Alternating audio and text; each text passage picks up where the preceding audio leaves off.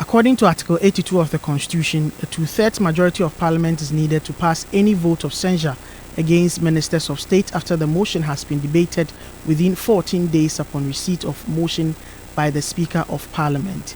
According to a document cited by Citi News, the Minority Chief Whip Muntaka Mubarak is organizing a group of members of Parliament to bring a motion of censure to the Speaker to revoke the power of appointment of the Honorable Godfred Dame.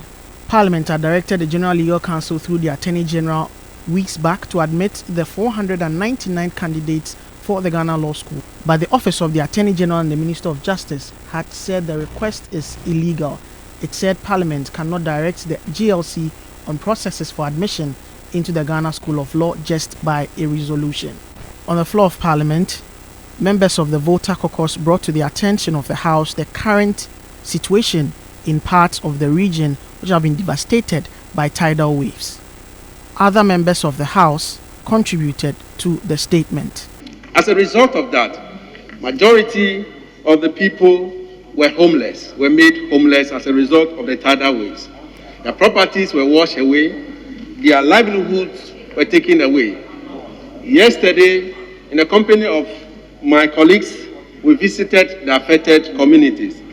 And Mr. Speaker, it is heartbreaking to see homes that we visited just 3 months ago down the line were all washed away, demolished completely by the sea erosion. Mr. Speaker, this calls for urgent attention by the government. The tidal waves along the coastal belt, which is about 500 kilometers across this country, that is from the Anglo side of the country to Alubo, ought to be given the requisite attention, Mr. Speaker.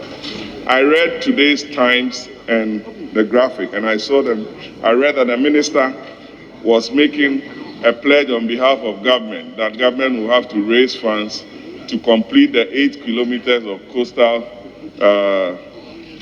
sea defense or coastal protection within that enclave. I know Amandi did the phase 1, and the phase 2 is about 8 kilometers, which has to be completed. So as a House, we call on government to take urgent steps to save life and property and to look for the money to protect the good people of this country who live along the coastal belt. We share the plight of the good people of Ketu, South, Anglo, and Keta. I didn't cry only because I have enough tears. I cried because I thought of the people I went to with the Minister for Roads, for Works and Housing. I went to those communities with him. I went to the same communities with His Excellency President John Dramani Mahama. And yesterday when I got there, those homes were all gone. All I saw were piles of blocks as remnants of what is left of people's homes. I imagined what would have happened if it was my home, because I live by the coast in Aflau. My house is not more than less than a kilometer from the sea. And I was terrified that should I have gone home and found my house reduced to blocks, what would I have done?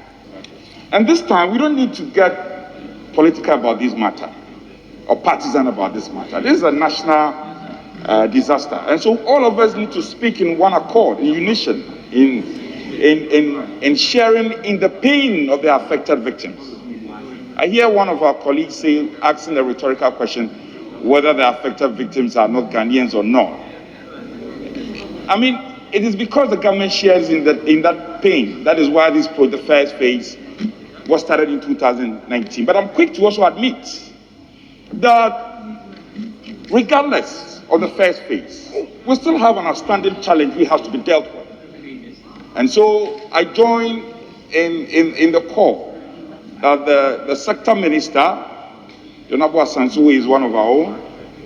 Then, of course, the Exchequer himself, the Minister of Finance, should complement the efforts of the relevant ministry in releasing the liquidity, the needed funding for the second phase of the project to to be completed. But in the meantime, interim measures cannot be discounted.